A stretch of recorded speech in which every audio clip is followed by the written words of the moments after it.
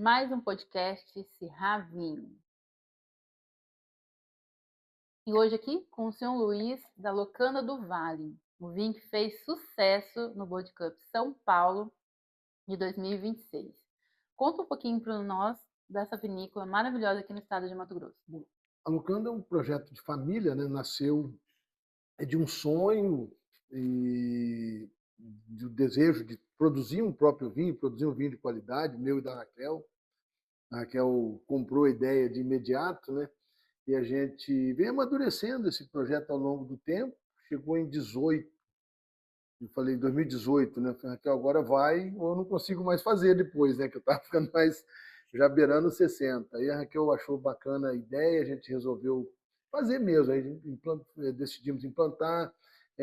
Antes de a gente pensar e ter certeza que Mato Grosso seria possível, a gente estudou muito, pesquisou inclusive outras regiões. Eu sou agrônomo, eu comecei a estudar a fundo. Nessas buscas por informação, eu me deparei com a dupla poda. Aí eu acreditei, quando eu vi falar da dupla poda, eu falei, opa, vai dar em Mato Grosso, que era o nosso lugar, perto de casa, bem mais fácil. A gente tinha já um gosto por chapada, todo mundo quer. Acho que todo mato-grossense gosta de chapada, né? Verdade. Então, aí começamos a estudar, estudei bastante, selecionamos algumas áreas, aí a gente contratou a consultoria do Dr. Murilo. O Dr. Murilo, que foi o cara que estabeleceu esse protocolo, na verdade, junto com a equipe da EPAMIG, de Minas Gerais. Nós ligamos para ele, contratamos um dia de consultoria dele, levamos as informações que a gente tinha da região, de clima, o que a gente pretendia fazer, como se fosse uma bênção mesmo dele, né? Aí ele achou, não, pode fazer que dá, levei dado de clima, a gente levantou o clima dos últimos 20 anos, ele achou, não, pode fazer, o projeto é viável, vocês vão conseguir sim ter vinho de qualidade. A gente voltou para casa, feliz. Na época ele não quis, ele estava se aposentando e montando novos negócios, não quis ser consultor. Aí a gente encontrou o Christian Danoso, que é o nosso consultor até hoje, o Christian Sepúlveda, um outro expoente da dupla poda, né? Sim. Trabalhou com o Murilo em outros grandes projetos, como a Guaspari, e depois saiu, montou a vinícola dele, a Terra Nossa, que hoje também é super reconhecida, e iniciamos o projeto ali naquele lugarzinho de Chapada. Delicioso, eu conheço lá e sou apaixonada por lá também. E me diz uma coisa, como que foi a escolha da primeira uva a ser plantada? A gente escolheu, coincidentemente, a Syrah. Por isso que eu Na perguntei. verdade, não foi o que a gente escolheu. Dentro do protocolo da dupla poda, as primeiras variedades que trabalharam, isso ainda é o Murilo, foi o plantio da Syrah. É uma uva que vem do Rhône. Eles, acho que assim, até por ser de um lugar mais quente, se pensou que ela poderia se adaptar melhor nessa fase inicial que estava se conhecendo a dupla poda. Então foi a primeira uva que se plantou na dupla poda, é a uva que tem o protocolo mais definido, que mais acertada é. Então a uva produtiva, ela é rústica, ela é vigorosa, porque a planta tem que ter um vigor extra para ser podada 2 vezes também, né? Sim. São todas variedades que têm esse vigor que suporta esse manejo. A Syrah foi a primeira, isso aí foi o Dr. Murilo que escolheu ainda, e a gente vem seguindo. Então plantamos essas duas, a Syrah e a Sauvignon Blanc, também Caramba, outra uva. deliciosa também. Então, e depois a gente foi incluindo novas. Hoje nós estamos com 8 cepas, né? 8, quais são? Nós temos a Syrah, a Cabernet Sauvignon, a Marcelin, a Pinot Noir e a Cabernet Franc. E brancas, para branco nós temos a Sauvignon Blanc, Chenin Blanc e Viognier. Nossa, bastante. Tá bem. Bom, então quantos anos? Você falou de 2018? 2019 a gente 19. assumiu a propriedade e iniciamos os preparos, fizemos o primeiro plantio em 20, e por esses dias nós estamos fazendo a nossa sexta vindima. Então, a Sexta primeira vendima. safra que você conhece, eu vi que ele estava comentando, foi da safra 21. Hoje nós estamos colhendo, hoje colhemos ontem, vamos colher amanhã, as uvas para a safra 26. Aquele vinho, eu lembro que quando a gente conversou lá atrás, tinha assim, um pouco de Tinha uma indecisão, uma preocupação ainda, né? Ele preocupação. era, o próprio Arthur provou ele com a gente Arthur, ainda. o Borges, O o Arthur próprio provou. Vinícius veio O provar ele aqui.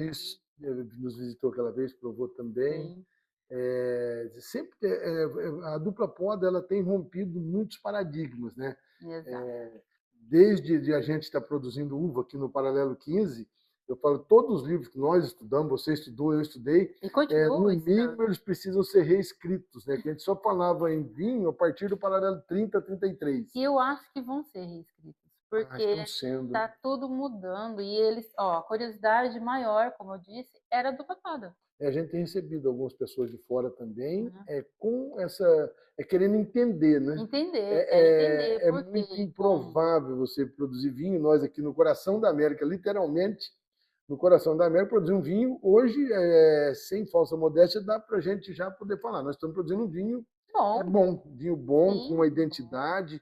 A gente teve uma curioso, as pessoas. preocupação, inicial de investir muito em tecnologia e processo para produzir um vinho sem defeitos. Isso era o primeiro passo, acho que a gente atingiu. Porque a gente não sabia o que seria o nosso terroir. Hoje a gente sabe que a gente tem uma identidade, né? Então, Exatamente. isso graças à dupla poda, realmente. É impensável você sonhar com um vinho desse sem a dupla poda, um vinho com esse padrão de qualidade. Estou sabendo que tem vizinhos também investindo. Sim, já tem um outro projeto do lado, já está colhendo, está iniciando as produções, está em fase de registros no mapa. Em breve vai ter mais um vinho chapadense aí E na. eu já ia perguntar, será que logo, logo a gente vai Eu ter um acredito que caminho do vinho aqui no Mato Grosso? tomara, né? A gente torce para isso, tem trabalhado, fica esperando ver se algum vizinho mais se anima. Pertinho, do lado ali, É, né? hoje já são dois, né? E a Uhum. gente fica com a expectativa de mais alguém. É muito trabalhoso, mas é prazeroso É também. prazeroso. Eu acho assim que, como eu estava falando agora há pouco, que roda em volta dessa taça é muito importante, Sem dúvida. né? É uma. E estamos entrando no mês de agosto, é o mês que a gente comemora o Dia do Sommelier. A gente estava falando do Dânio. Isso. Me conta um pouquinho da história deste rótulo e da locanda também. Bom, vamos começar pela locanda. Por que Isso. locanda, Por né? Que que a gente estava falando locanda? do Dani. Olha aí, É Dani, uma presta história muito atenção. engraçada. A gente teve, eu e Raquel, nós tivemos em Petrópolis, Itaipava, e conhecemos a Locanda de la Mimosa. E foi assim um amor à primeira vista, um lugar bonito, energia boa, uma vegetação exuberante no entorno. E na época eu ainda brinquei com a Raquel. Eu falei, lá em Chapada, Raquel, tem um lugar que se parece com esse aqui, essa vegetação exuberante, que na verdade o Vale da Bênção tem isso. Ele sai do bioma cerrado, você tem um bioma de floresta, que lembra, lógico, não é igual a Mata Atlântica, que é o entorno da Locanda de La Mimosa.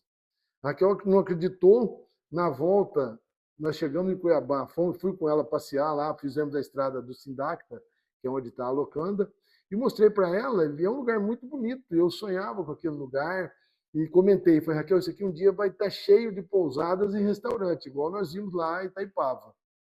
Ficou a conversa, isso foi em 2004. Em 2019, estamos nós lá abrindo o primeiro negócio. E então o nome estava pronto. Estava Era pronto. Locanda, não tinha por que ser outro nome. Do Vale, por conta do Vale da Bênção, né? É Olha, Locanda ficou do muito Vale. bonito. Então, quando a área foi aquela, o nome já veio automático, Locanda e pronto. Então, Já estava pronto, já estava escrito. exato. Aí Então, ficou, nós fomos. olha aqui, vai ter que vir conhecer, viu, Vai ser um Dani? prazer e um Vai ter que privilégio, né? vir conhecer, Dani, a É Locanda do uma Vale. referência, igual você está falando, meio de sommelier. Para nós é um sommelier, todo mundo gostaria de conhecer e sentar e servir um vinho para ele, né? Olha só. Estou me sentindo muito privilegiada de ter lavado muitas taças do seu lado, Dani. Então, Você estava perguntando desse rótulo, né? desse rótulo. Esse rótulo é um lançamento, é o nosso primeiro Cabernet Sauvignon. Ah, Ele ele foi da safra 24, né? A gente colheu em julho de 24.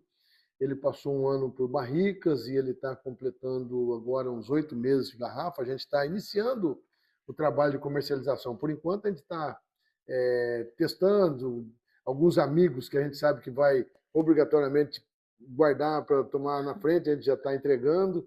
Ele está praticamente pronto. A gente acredita que mais um tempinho de garrafa ele vai ficar melhor ainda. E ele tem essa corujinha, que a gente escolheu o nome de Atene, que é o nome científico da coruja buraqueira, né? uhum. Porque essa coruja mora nesse vinhedo. Desde o começo tem um buraco no pé de uma espaldeira e essa coruja está lá. Ela já criou também umas 3, 4 famílias, umas 4 gerações de corujinhas e continua morando ali. E a gente acabou acostumando, um amigo que é observador de pássaros fez uma fotografia dela e levou para Portugal para um pintor que, de novo, eu esqueço o nome dele, mas eu vou aprender, um artista português. Ele desenhou um quadro dessa coruja e esse quadro ele veio agora para o rótulo dela, né, do rótulo do Athenê. Também as coisas são assim, os nomes vão ficando prontos. Mês que vem eu vou vir aqui te contar do espumante da Locanda, que tem um nome pronto também, que é uma história muito Olha, bonita. só. O rótulo está em fase de A desenvolvimento. gente esteve lá em janeiro. Foi em janeiro, né? E o espumante estava. Ele estava. Agora nós já fizemos o degorgement do primeiro lote, Olha tem só. o segundo lote no pupitre, que nós vamos assim, então logo acabe as vindimas, ele já está pronto para fazer, e o rótulo tá na gráfica já para impressão. Eu vou te trazer ele aqui, você vai gostar. O espumante nosso tem uma história muito bonita Acho que eu também. vou ter que ir lá tomar esse espumante, hein? Lá já tem. Olha, lá já tem. Vou ter que marcar um horário aqui e vou lá tomar esse espumante lá. Então, deixa uma mensagem para o sommelier. Bom, gente, para todo sommelier, o sommelier é extremamente importante. Não adianta eu fazer o melhor trabalho do mundo, botar o melhor vinho que eu consigo pôr na garrafa, se eu não tiver uma pessoa com conhecimento e que saiba efetivamente vender e entregar esse vinho. Então, muito obrigado a todos os sommeliers pelo trabalho que vocês têm feito. A gente agradece. E nosso podcast de hoje vai terminando por aqui. E obrigado. Eu que agradeço, né?